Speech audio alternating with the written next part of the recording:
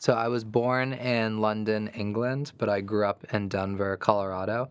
I am half Pakistani and half Sri Lankan, and I'm the first artist in my family, so it's always been kind of this amazing privilege to get to dedicate my life to making things.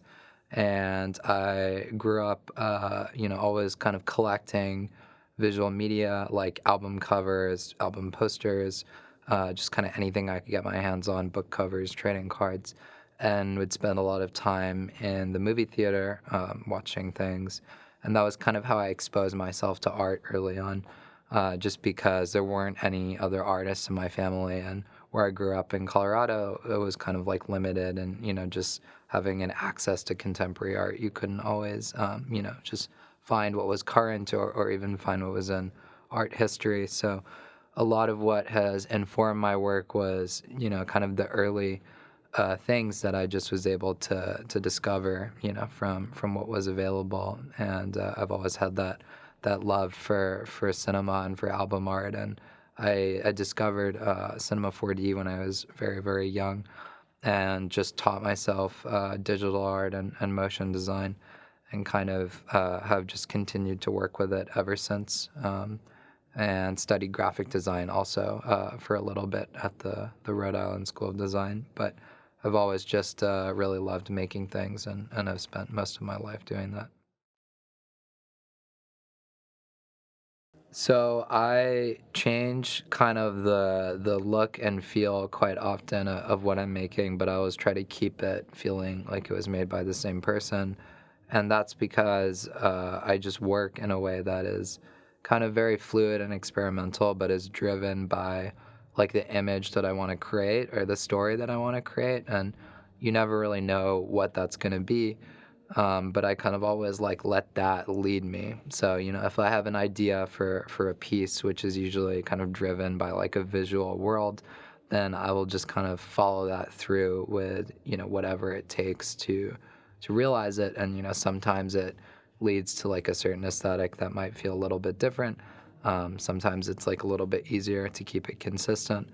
But ultimately, I'm just always interested in learning and kind of keeping this like mentality of following the like vision or thing that's inspired me, as far as I can.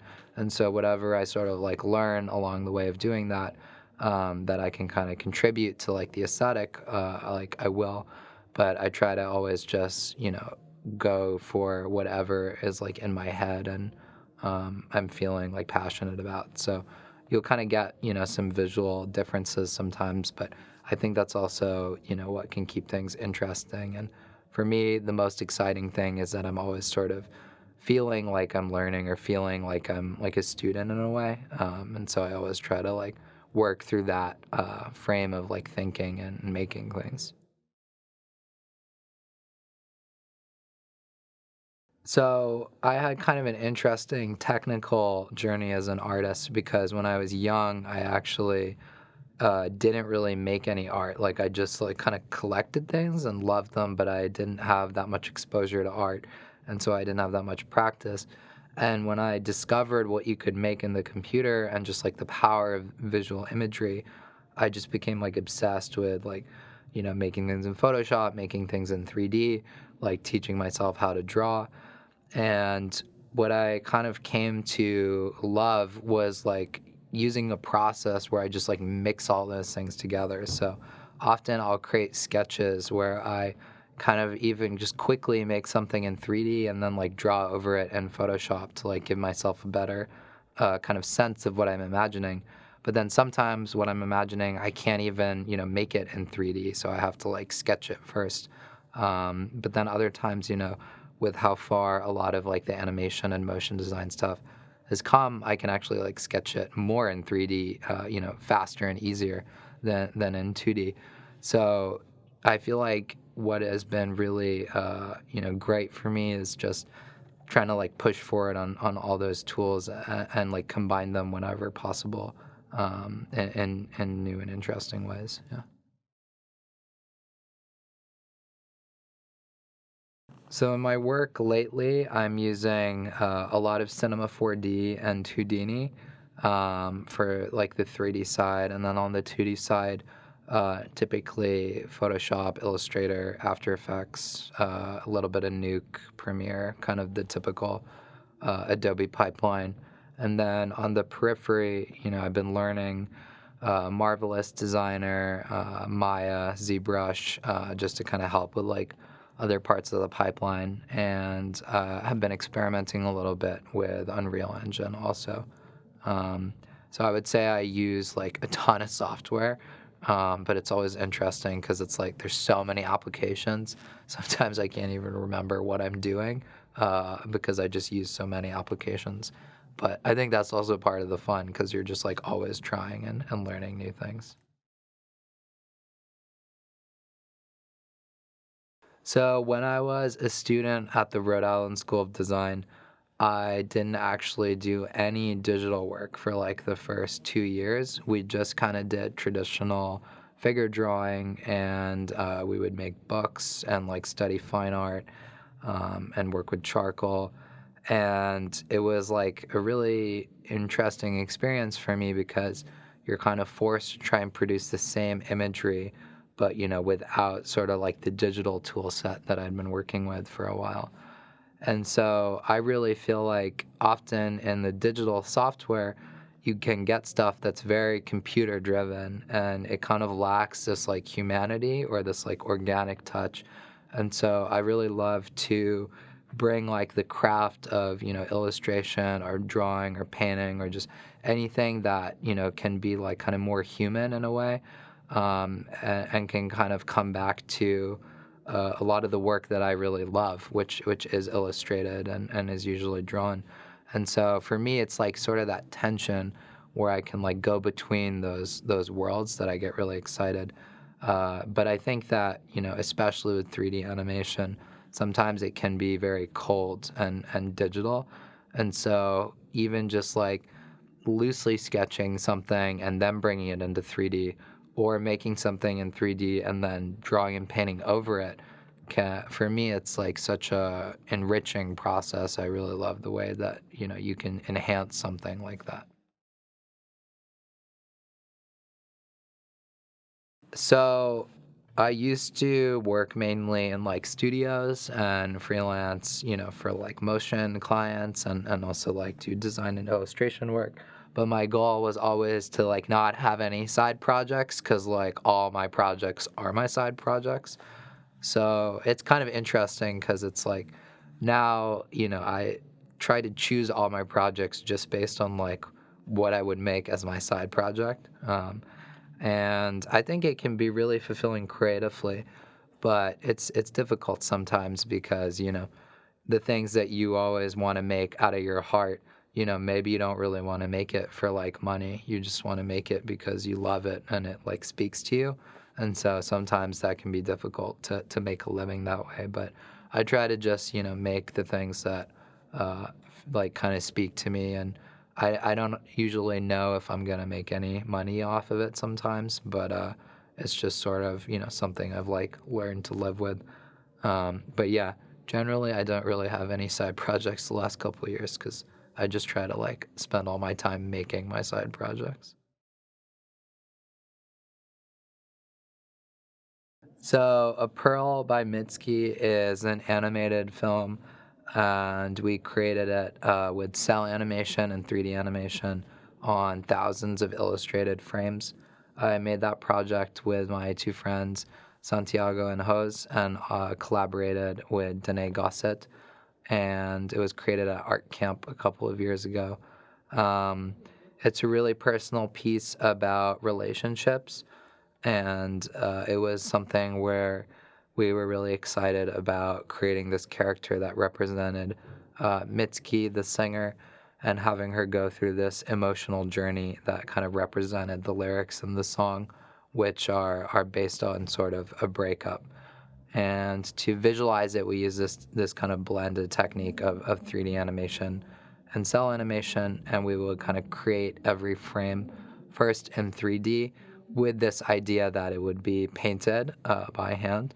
And we use these very kind of graphic and stylized palettes and kind of bold shapes, and then would print every frame and then cell animate over it. Um, so it was, yeah, thousands of frames in this kind of mixed media process, and it was a really fun project. So, Last I Heard is a black and white animated music video created for Radiohead's Tom York.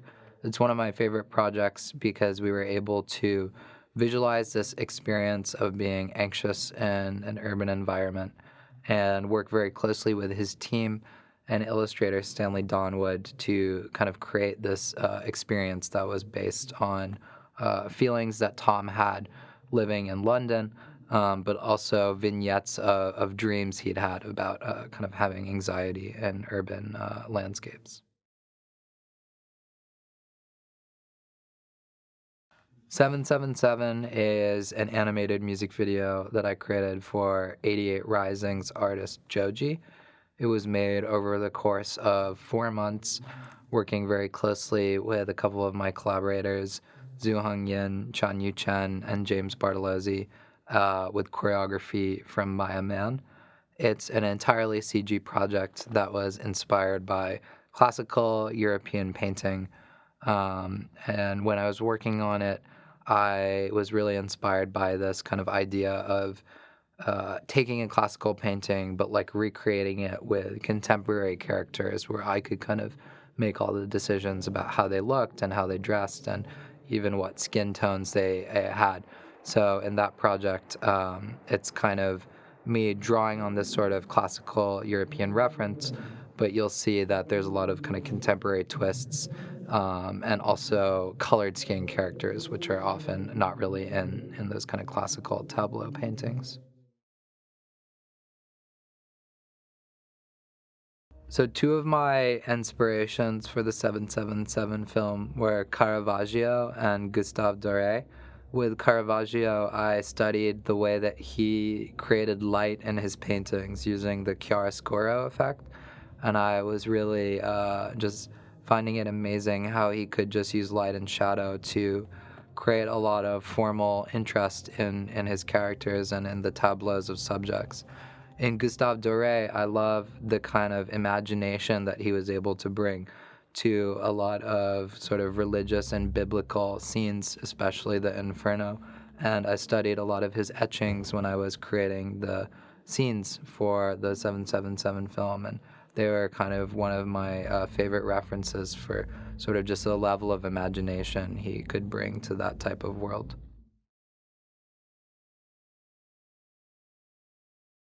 So when I started in post-production and 3D animation, I had like never even worked with characters or character animation. I kind of started off in design and illustration, and I really love posing and finding like a great pose, but I never worked with animation. And in my first few music videos, I kind of experimented with using motion capture as a way to kind of like combine into character animation pipelines to kind of help me create something that was really posed and deliberate, but kind of still worked in a video. And the more I worked with motion capture, the more interesting I found it because you can kind of like take the mind of an animator, but like apply it to a person, and I just find it really interesting because you can get these really incredible results that are like stylized but still real. And so I started working with my very close friend Maya Mann. She's a dancer and a choreographer, and I'd never done any motion capture before, but I would just kind of give her these like insane things to try as if she was being animated in the computer, and then she would just do them in real life in the motion capture suit. And I find the results really interesting. So a lot of the motion capture work I've done recently is with Maya, and I kind of just give her, the direction as if I was animating with keyframes, and then she'll kind of, create her own version of it in real life with the mocap suit on. And for me, it's been a really interesting process because you can kind of get like a more human result sometime, but still have that sort of like really controlled, deliberate stylization that I love about working in the computer animation.